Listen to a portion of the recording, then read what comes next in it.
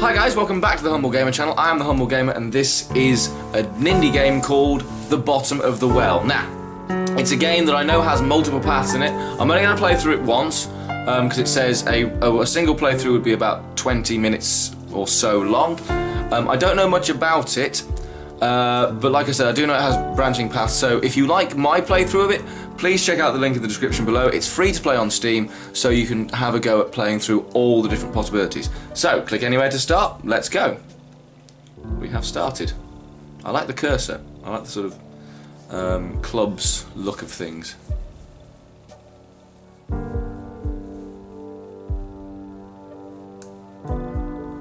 The Bottom of the Well. New game, Profile Humble Game, yeah that makes sense. Welcome to The Bottom of the Well. This game is a visual novel, meaning it is mainly text-based piece of interactive fiction, a book where you can get to decide what happens next. Most of the gameplay consists of picking your choice from a selection of options, which will further the story.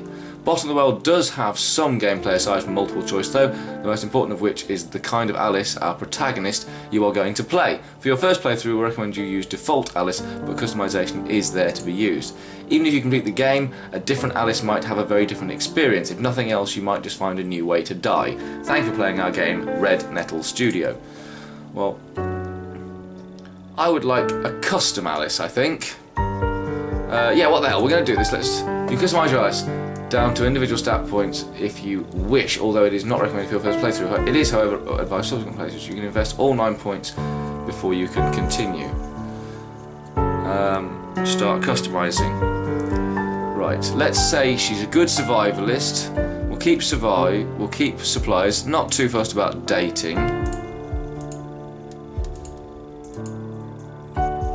Oh, I see. So yeah, we won't not too fussed about dating. Let's have survival.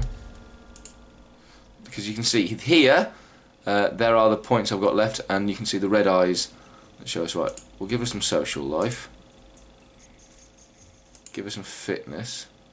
Career or supplies? We'll go with supplies, I think. And one more in career. Yeah, we'll make it so she can... Okay, so she's a survivalist who's got a lot of good social life. She's got good friends, and then she's got a sort of medium-ish amount of supplies, fitness, career, and dating. I don't know what that's going to do to the game, but let's see. Accept and start. So I'm going against what the game players have said here. Oh, dreamdiary.txt. Today I had the weirdest dream of my life. I was waiting for her to come online so I could talk to her about some of this. Oh, morning, eh? Morning.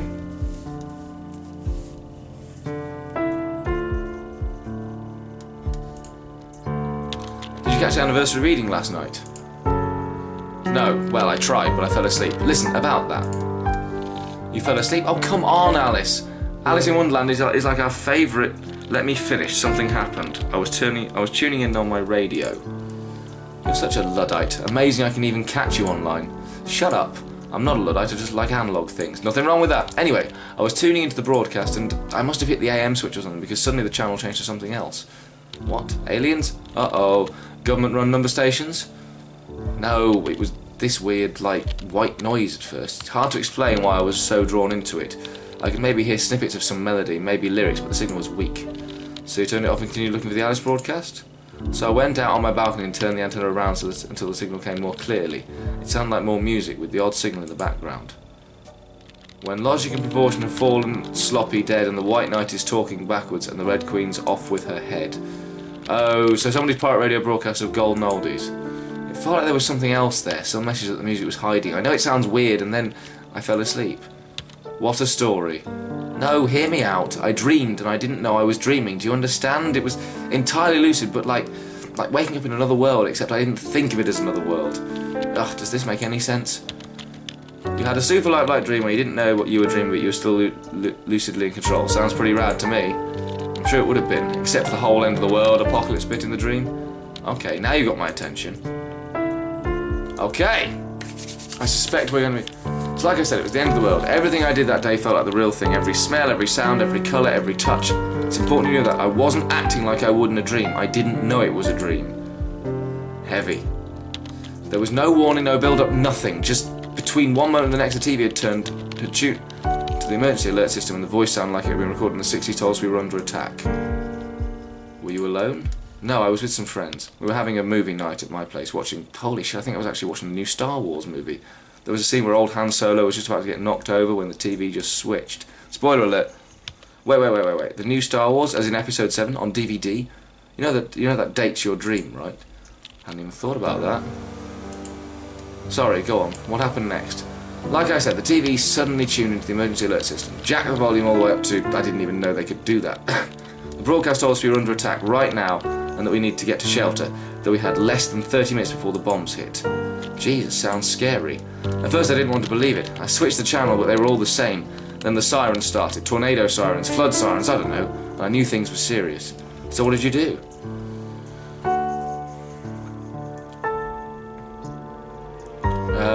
What would I do? Went on to find out what was going on, need to think about my options. What would I do? Well, my Alice, she's kind of social, but she's a good survivor. So I'm going to say that my Alice immediately tried to call Ches. Ches, who's that? My boyfriend. I mean, I don't have a boyfriend. In my dream I did. Wait up, tell me more about this sudden new boyfriend of yours. I thought you went on a dating scene. Actually, I've been thinking about putting myself out there, like maybe some online dating or something, although I'm kind of afraid to check OkCupid right now. What if there's a guy there called Ches? Good icebreaker. Hi, I'm Alice. I dreamed about you last night. You were my end of the world buddy. Funny. Aren't I just? You were saying about Ches. What kind of name is that anyway? I wasn't really. I mean, yeah, he was pretty hot, I guess, and smart and into me. What more could you ask for? I can sense you blushing all the way over here. Maybe I should check my OkCupid profile, actually. So what did your boyfriend think? Well, first I tried calling him, but all I got was a pre-recorded network busy message. But the net still worked, so I hit him up there. I mean, we did most of our communications in chat anyway. And I found him, but there was no time for, well, anything. I started typing, you know, holy hell, what the fuck is going on style stuff, and he just tersely replied he had to go. Huh, I thought you had a thing going. There was no time to do it online. By the time I'd formulated my next question, he was already gone. God knows where he went. Bummer. So what did you do then? I was already at the computer, so I'd probably go online to find out what was going on. Didn't you try calling someone like your parents? Of course I tried, but it was futile. The phone net was completely overworked, but the net still worked fine. What did everyone else do? Everyone was pretty terrified. Some tried to make a joke out of it, but there was something about the voice on the TV that belied that. Once we figured out the net still worked, everyone was on it. So what'd you find? The net was still working, but the bandwidth was severely lacking. The major news networks were either down or overloaded, but all the big search engines defaulted to some kind of government site in simple HTML. That kind of confirmed it really was the real deal. Isn't the net supposed to be some kind of DARPA invention anyway? Wouldn't be surprised they had some kind of system in place to take over if need be. Well, they hadn't taken it over. You could still go wherever you wanted. Facebook still worked. Apocalypse-proof servers? Nice. It was insane. I tried to get in touch with my brother. He's the only one who's even got an account. There was no reply. I spammed my aunts and sent an email to my mother, but I don't know. I felt like I needed to find someone right there and then. And a group chat was spreading to our social network like wildfire. Someone had found the closest old fallout shelter that was actually still operable, down on 3rd. People were going there, just grabbing all they could and running before the bombs fell. So what happened next? I did find you online. That must have been useless. I'm all the way over in old Blighty, unless things were different in your dream. No, you were still in the UK. The bombs had already started falling there.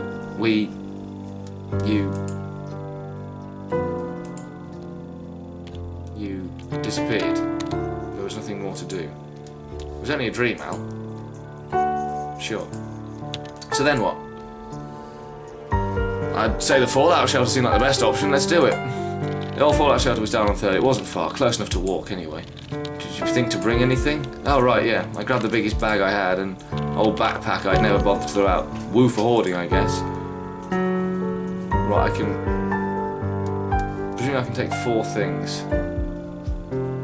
Right, take the first aid kit. Take a radio.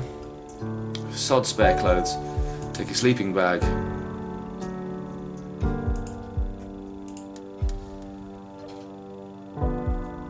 Oh, does that take up more?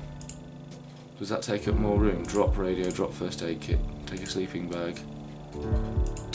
Oh, I've only got room for 2 things. Oh shit. Oh, okay, now I see what we're doing. I don't need spare clothes. It's only a short walk away.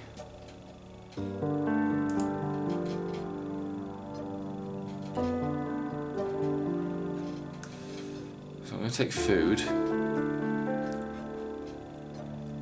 I'm going to take a first aid kit. We can pick up stuff as it goes along. Well, go on, what was it like? Did you run into trouble? You could say that. God, that shelter. So we headed towards the shelter. I think we were all hoping it was just one false alarm and tomorrow everything would be back to normal. Like an extreme version of Orson Welles' War of the Worlds broadcast. Actually, the panic that radio show caused was greatly exaggerated, probably by Wells himself, and it worked. We still remember it today. Great ad campaign. Alright, wow.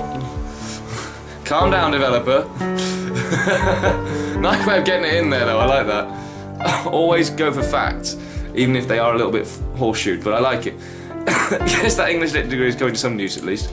Yeah, well, it didn't really feel like it. I remember trying to think of words to describe the way the streets felt, the way the city sounded. Turmoil, chaos, anarchy, tumult, pandemonium. The capital of hell? Now who's got a degree in lit? Stop stalling. Yeah, it's just so fucking... Damn, like I said, everything felt so real. The panic in the streets, the accidents everywhere with no emergency responders showing up, and the ever-present siren. It was like everyone walked with their eyes into the sky, just expecting to see a flash. Did you make it to the shelter okay? The shelter was actually in the basement of a bar. They used it as storage, which was handy since there was a door... towards the street. There were no signs of anything like that anymore. I just knew about it from Facebook conversation. Okay, wait, isn't that the bar you'd just always go into, the Rad Bar? Heh, yeah. Oh, the background's changing. Go on, Alice, did you get in? We went to the old entrance, which was down a narrow side alley. Some of the others were waiting for us there, and a few more came while we said hello. So it actually felt pretty safe in that big group. Suspense is killing me. So I knocked on the door and then immediately tried to handle it. I was locked, nothing happened for a while. Then the door just opened just a bit and she stuck her head out. She? The bitch queen. She was the redhead chick who'd taken charge of everything in there. She was the one who originally posted about the place, so I guess she felt she owned it somehow. She stood there in the doorway looking me over and then basically said, "We're full," like it was an exclusive club. I can't believe they just keep it out for no good reason. Was it actually full? Ha! Not a chance. There was a sign on the door that said capacity 100. There was no way 100 people in there already. I said as much, she didn't reply. I guess you didn't just let it be at that.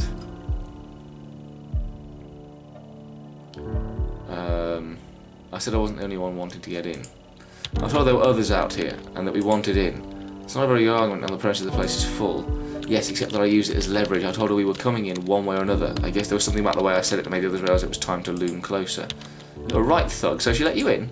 Reluctantly. But you did try to get the rest in with you, right? I tried to get as many in as I could. Well, good. So how did that math work out? It wasn't math, it was narrative. Her narrative was this shelter was full. We can take people that have their own supplies because we have none to spare. I knew already then that was bullshit, but I had to humour her. Anyway, the narrative math was very simple. One day of food for every person she was letting in. So we talked about it. But of course I only had enough for myself. Or for one other.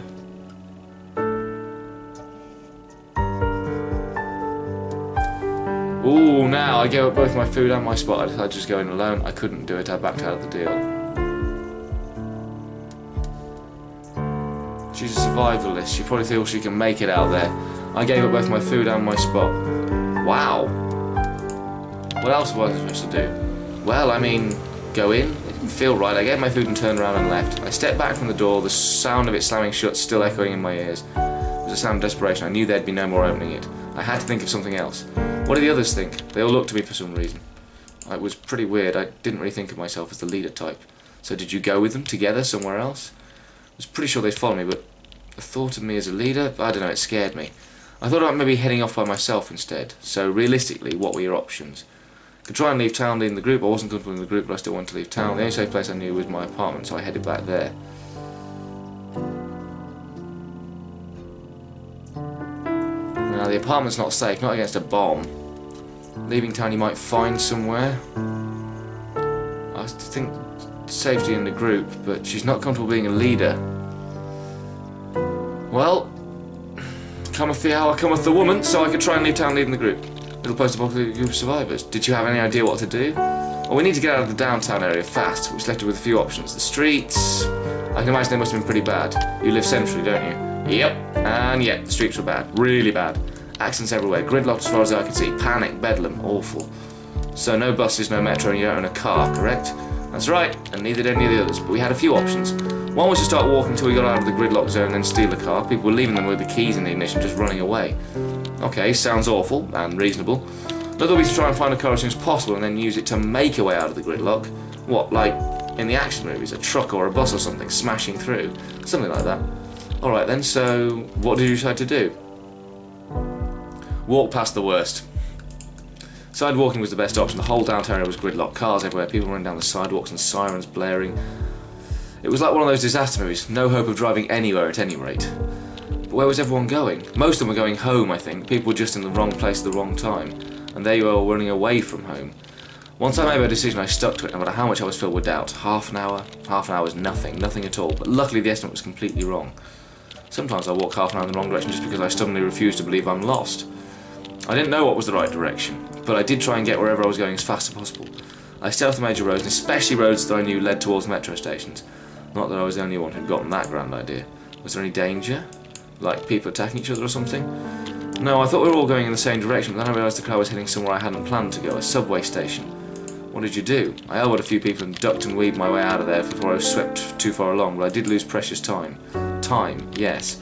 Isn't that your thing you're fighting here? How far away were you planning on getting? Well, a lot further than I'd gotten at that point. I could practically still see my apartment building, but the crowd was slowly thinning at least, and I actually saw a vehicle in motion, an ambulance, weaving between stalled cars with its sirens blaring. What did you do?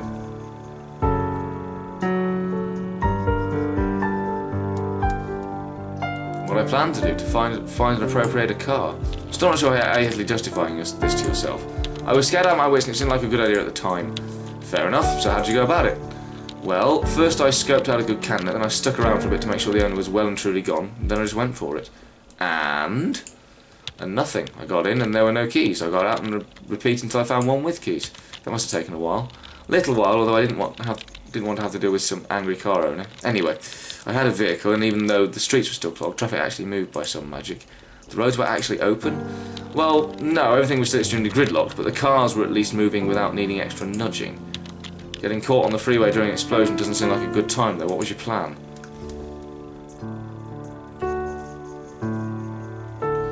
First available exit to shelter.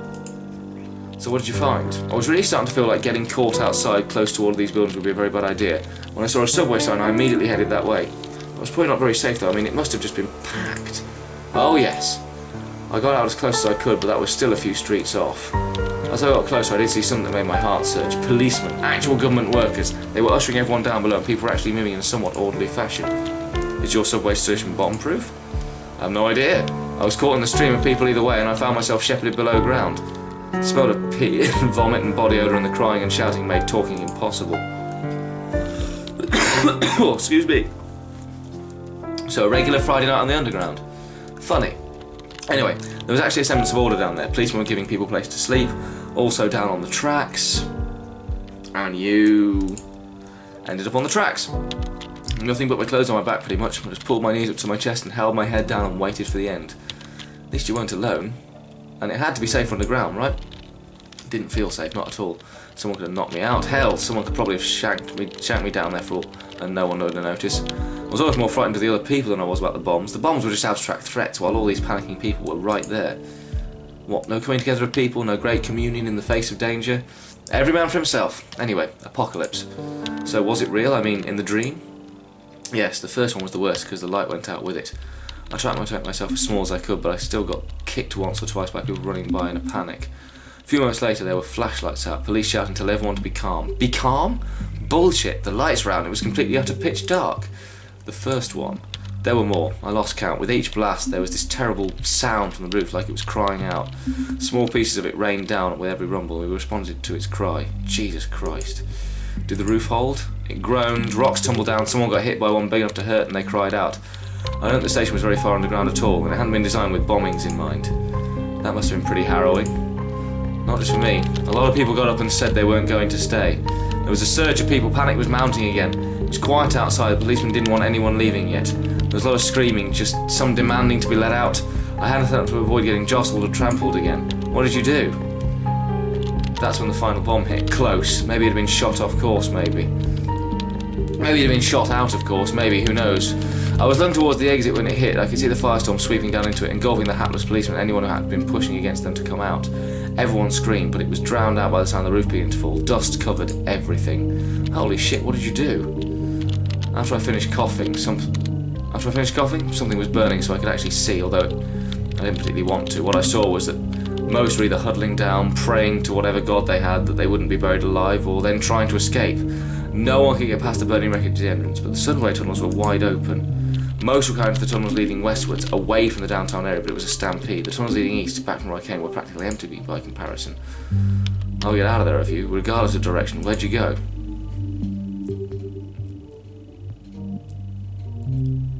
I went east.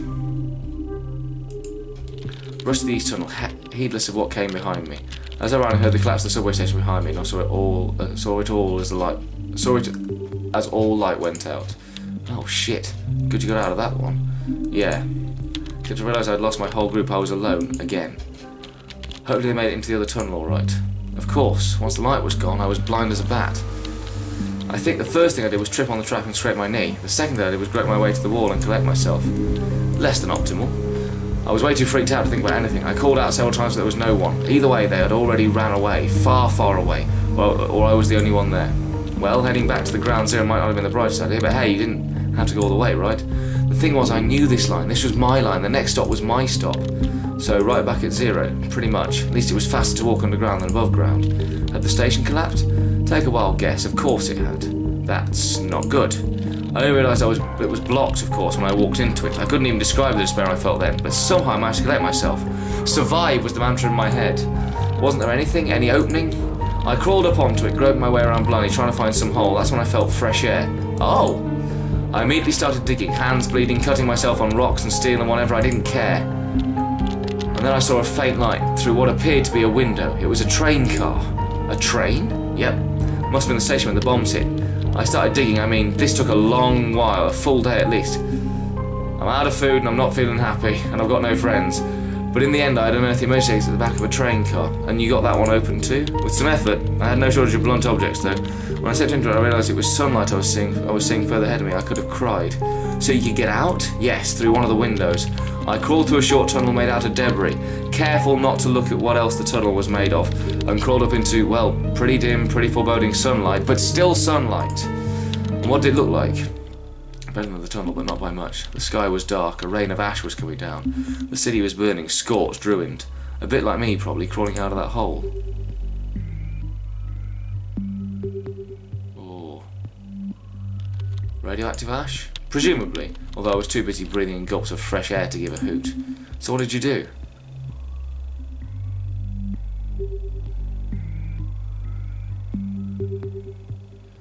The thing I set out to do in the first place, get the hell out of town. What did it look like? The streets? Awful. Ruined buildings everywhere, charred by fire, most of them.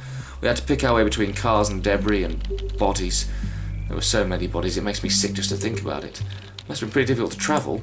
Yes, although it was oddly inconsistent. I think my building was the last one directly affected by the blast. About a block in the opposite direction, there were mainly intact buildings. As much as you could call them intact, I guess. Still standing. What about others? Were there any other survivors on the street? Yeah.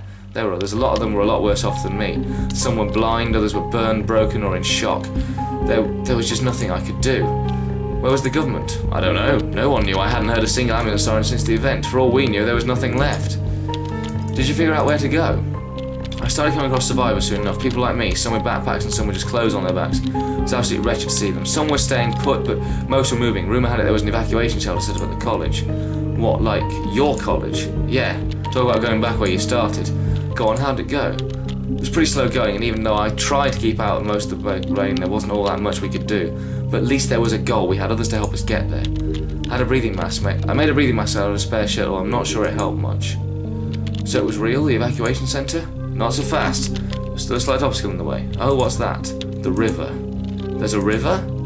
Not something I thought about earlier. I don't even live anywhere near it, so whenever I crossed it, I just drove over it. But there it was, a geographical reality. So, I mean, the bridge was surely still there.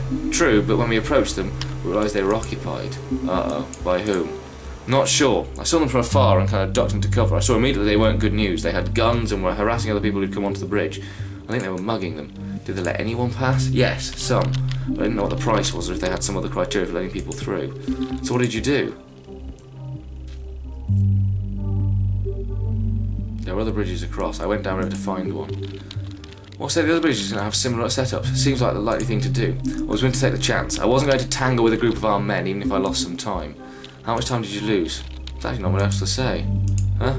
Well, I'd been feeling it for a long time already, but by then it just came to an end. I couldn't move anymore. I was too weak. I had to rest, but I couldn't even keep food down.